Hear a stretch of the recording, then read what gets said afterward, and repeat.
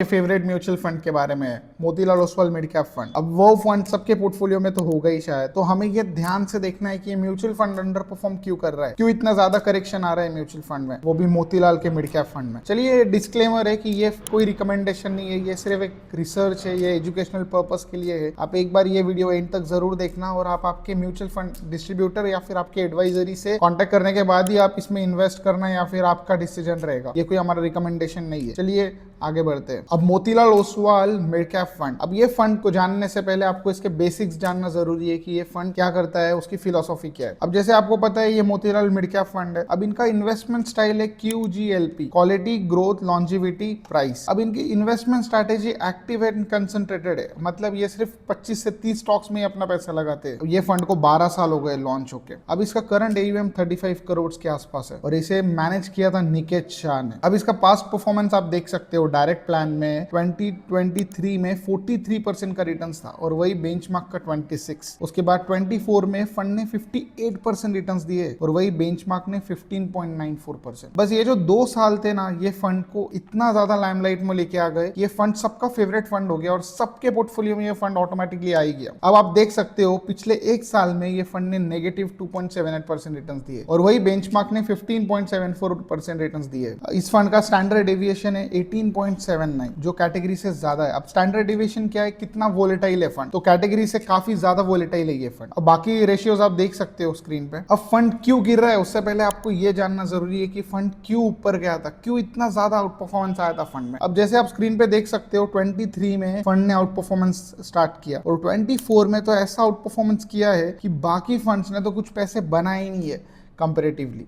अब ये फंड का आपको मैं एक चीज बताता हूँ, जब 23 में जब साइडवेज मार्केट था, जैसे अभी मार्केट्स है, उसमें ये फंड भी साइडवेज था, लेकिन जैसे ही ये बूम आया वैसे ये फंड ने आउट परफॉर्मेंस स्टार्ट किया। और आप देख सकते हो 24 में तो इस फंड ने जो स्टार्ट किया यहाँ से, तो बहुत ज़्यादा आउट परफॉर्मेंस दिखाया है। अब ये आउट परफॉर्मेंस क्यों आया, ये जानना सबसे ज़रूरी है। जैसे आप देख सकते हो इनकी होल्डिंग्स, इनके जो होल्डिंग्स है, इनके जो वेटेज है वो 10, 9, 9, 7, 8% है। काफ़ी ज़्यादा कंसंट्रेटेड पोर्टफोलियो है। चलिए सबसे पहले अगर आपको जानना है कि आउट परफॉर्मेंस आया क्यों है, तो आप स्टॉक प्राइस को देखो। स्टॉक प्राइस 2 चीज़ों से ड्राइव होता है, एक PE और ये EPS। PE into EPS equals to stock price. Stock price का फॉर्मूला है। अब सिंपल है, EPS क्या होता है, अर्निंग पर शेयर, और PE मतलब क्या होता है, प्राइस अपॉन अर्निंग। आप उसकी अर्निंग को कितने रुपए देना चाहते हो। जैसे कंपनी अगर अच्छा करती है तो उस कंपनी को 20 का PE मिलता है, आपने सुना ही होगा। लेकिन कुछ कंपनीज को 40 का भी मिलता है, 50 का भी मिलता है। क्यों?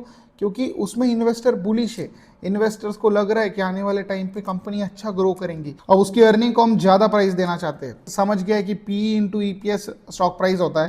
तो आपको ये समझना है कि कोफोर्ज जो कंपनी का इन्वेस्टमेंट 9.61% था कोफोर्ज में, जो 29 की PE पे था, जैसे आप देख सकते हो स्क्रीन पे, इंटू EPS जब अर्निंग पर शेयर था स्टॉक का 25, यानी वो स्टॉक था 725 का। अब हुआ क्या, 24 में जब बुल मार्केट आया, मार्केट में जब पैसा आता है तो लोग कोई भी स्टॉक को कोई भी प्राइस में खरीदने के लिए रेडी हो जाते हैं। तो वही हुआ, 24 में स्टॉक का EPS में इतना ग्रोथ नहीं आया है जितना आप देख सकते हो 33% PE का एक्सपांशन हो गया। अब जब PE को एक्सपांशन हो गया, मीन्स इन्वेस्टर्स काफ़ी बुलिश है फ्यूचर को लेके कि यार कोफोर्ज अच्छा करने वाली है तो उसको ज़्यादा प्राइस टू अर्निंग मिलना चाहिए। अब सिर्फ PE के री रेटिंग से ही स्टॉक 35% ऊपर चले गया। अब PE के स्टॉक की री रेटिंग से इन्वेस्टर्स काफ़ी बुलिश हो जाते हैं, ऐसे री रेटिंग्स आते हैं हमेशा बुल मार्केट में। अब हुआ क्या, 24 के पीक के PE को आप देख सकते हो 81 का था, यानी अगर आप देखोगे तो ये स्टॉक सिर्फ 25 से 29 हुआ है अर्निंग पर शेयर, लेकिन उसका जो स्टॉक का PE है वो ऑलमोस्ट 3 टाइम्स हो गया है। और आप स्टॉक को भी देख सकते हो 725 से 2349 का हो गया, यानी यहाँ से वो 3 टाइम्स हो गया। अब आपको समझा कि ये 3 टाइम्स हुआ कैसे। अर्निंग ग्रोथ तो सस्टेनेबल है, अर्निंग ग्रोथ बेसिक ही, कुछ इतना ज़्यादा नहीं है, लेकिन वो टाइम पे कमेंट्री, वो टाइम पे जो पॉजिटिविटी है मार्केट में, बुल मार्केट है, उसके वजह से इतना हायर PE मिलने लग गया वो स्टॉक को। और ये एक कंपनी के साथ नहीं हुआ, आप ध्यान से देखिए PE री रेटिंग कितने सारे कंपनीज में हुई। कल्याण जो 45 के PE पे था वो 88 हो गया उसका PE। वही परसिस्टेंट आप देखिए 38 के पी को 47 हो गया। ऐसा पी री रेटिंग हो गया, पी में एक्सपेंशन आया। जैसे ही पी में एक्सपेंशन आया स्टॉक प्राइस काफी भग गए, और स्टॉक प्राइस भागे उतने में आप देख सकते हो कि फंड का आउट परफॉर्मेंस काफी जबरदस्त आया। अब आपको तो समझ गया कि पी री रेटिंग की वजह से काफी ज्यादा आउट परफॉर्मेंस आया था, लेकिन अब ये आउट परफॉर्मेंस अंडर परफॉर्मेंस में कैसे कन्वर्ट हो गया ये जानना जरूरी है।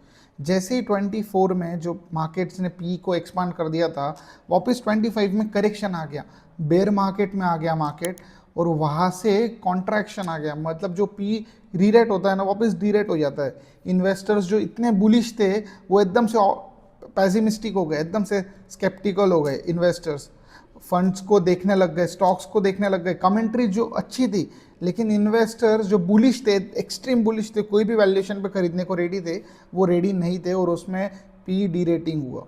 अब देख सकते हो स्क्रीन पे पी डी रेटिंग कैसे हुआ। 25 में कोफोर्ज में 32 का पी हो गया, जबकि उसका अर्निंग पर शेयर अगर आप देखोगे 25 से 35 हुआ है 2 साल में, लेकिन उसका पी 81 से 32 हुआ, और वो स्टॉक बैक टू 1100 हो गया।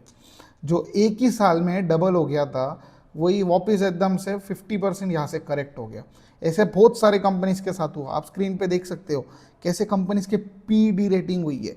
आप देखिए स्क्रीन पे कोफोर्ज जो 40 का पी था वो 81 भी हुआ, वापस 30 हो गया। 47 से वापस 41 हो गया परसिस्टेंट। डिक्सन टेक्नोलॉजी जो फेवरेट था कंपनी का, ईएमएस कंपनी, 110 के पी पे से 38 का पी हो गया। अब आपको समझा formula, PE into EPS equals to stock price. जब पी नीचे हो गया, ईपीएस बढ़ता भी है तो स्टॉक गिरेगा ही, क्योंकि पी काफ़ी ज़्यादा करेक्ट हुआ है। ऐसा नहीं है कि वो 52% करेक्ट हुआ है, वो 50% करेक्ट हुआ है। आप ये केस में आप देख सकते हो 110 का पी 38 हो गया, ऑलमोस्ट 70% करेक्ट हुआ है पी। अब ये जो पी डी रेटिंग हुआ उसके वजह से पोर्टफोलियो में आप इम्पैक्ट देख सकते हो। अब आप ये पोर्टफोलियो वैल्यूएशन समरी देखिए, 23 में 32 का पी था, 24 में 45 का पी हुआ, पी 50% एक्सपांड हुआ, और ऑटोमेटिकली वापस पी कॉन्ट्रैक्शन हुआ। अब आपको वैल्यूएशन वाइज समझा है कि क्यों अंडर परफॉर्मेंस आ रहा है। अभी ये देखिए स्टॉक का परफॉर्मेंस, बाकी जो फंड्स है उसने मोतीलाल को काफ़ी ज़्यादा आउट परफॉर्म किया। क्यों? क्योंकि शायद इनके पास वैल्यू स्टॉक्स होंगे, इनके फंड्स इतने री रेट नहीं हुए, तो इतने जोर से डी रेट भी नहीं हुए। ऐसे कंपनीज लिए जो कंसिस्टेंटली परफॉर्म कर रही है। अब एक और ड्रॉबैक है इस फंड में, वो है कि कंसंट्रेटेड पोर्टफोलियो। जब आप 30 स्टॉक्स लेके बैठते हो तो आपको ऑटोमेटिकली आपका 8-10% आपको उसमें एलोकेट करना ही होता है। लेकिन अगर 8-10% को कुछ भी धक्का लगता है, कुछ भी डी रेटिंग होती है, या फिर कंपनी के जो रिजल्ट है वो अच्छे नहीं आते, तो कंपनी का जो रिजल्ट है वो पोर्टफोलियो को, वो फंड को काफ़ी ज़्यादा करेक्ट करवाता है। तो कंक्लूजन क्या है, एकदम सिंपल रखते हैं, don't invest on the basis of recent performance. आप जो परफॉर्मेंस रिसेंटली देखते हो, पिछले 1 साल का, पिछले 2 साल का, उसके बेसिस पे आप इन्वेस्ट मत करिए, प्लीज़ मत करिए। अंडरस्टैंड द फंड स्ट्रैटेजी, क्या आपको वो स्ट्रैटेजी सूट हो रही है, क्या आपको उनकी स्टाइल सूट हो रही है। अगर वो कंसंट्रेटेड और एग्रेसिव है और आपका नेचर थोड़ा डिफेंसिव है, तो आप डिफेंसिव स्टॉक्स लीजिए, डिफेंसिव फंड्स लीजिए, ना कि एग्रेसिव फंड लीजिए। अब अगर आपने म्यूचुअल फंड में इन्वेस्ट कर दिया है मोतीलाल में, तो एकदम से एग्जिट मत करिए, आज इमीडिएटली एग्जिट मत करिए।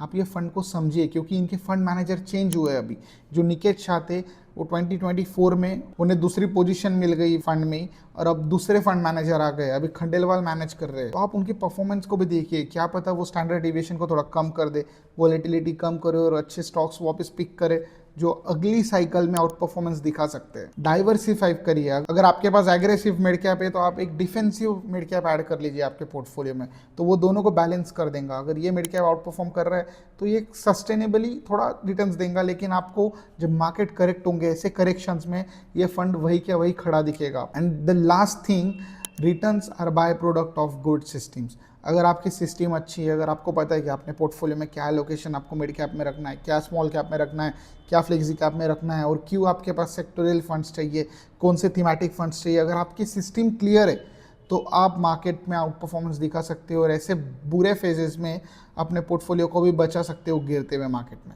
और ऐसी इन्फॉर्मेटिव वीडियोस के लिए प्लीज़ फॉलो करिए अनयूजुअल कैपिटल को, प्लीज़ सब्सक्राइब करिए हमारे चैनल को। अगली वीडियो में देखते हैं कि कौन से फंड के बारे में हम डिस्कस करते हैं, और नेक्स्ट वीडियो में हम देखेंगे कि कौन सा एक फंड है जो कंसिस्टेंटली आउट परफॉर्म कर रहा है ऐसे गिरते हुए मार्केट। और तब तक के लिए स्टे इन्वेस्टेड।